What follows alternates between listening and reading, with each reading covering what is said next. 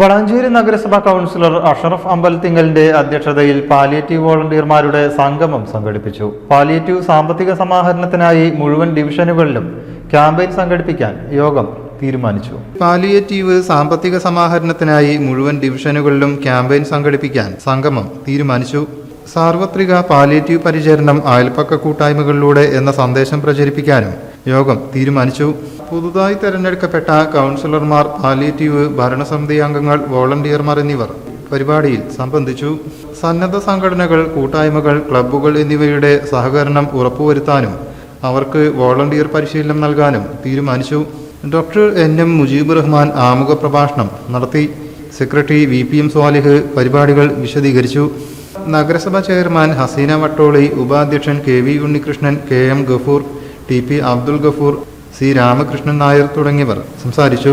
Data collect ചെയ്ത് ഒരു software ആപ്പിൽ അവരുടെ 21 ഐറ്റം ഭിന്നശേഷിയുണ്ട്. അപ്പൊ അതിന് എന്തൊക്കെയാണോ അവരുടെ മൊത്തത്തിലുള്ള ഓരോ വ്യക്തികൾക്കും പല തരത്തിലുള്ള ഡീറ്റെയിൽസ് ഉണ്ടാവില്ല, അതൊക്കെ ഒന്നിച്ചൊരു ആപ്പിൽ സോഫ്റ്റ്വെയർ ആപ്പിൽ കളക്ട് ചെയ്ത് അങ്ങനെ മൊത്തം ഡീറ്റെയിൽസും അടിക്കാനുള്ള ഒരു നടപടികളാണ് തുടങ്ങുന്നത് പറഞ്ഞിട്ടുണ്ട്. N അബ്ദുൽ ജബ്ബാർ നന്ദിയും പറഞ്ഞു. News bureau, Valanchery. നമ്മുടെ കുബൂസ്, അത് നമ്മുടെ ഗൾഫിൽ കിട്ടുണ്ടായിരുന്ന കുബൂസില്ലേ, നിനക്കിഷ്ടപ്പെട്ട ആ കുബൂസ്.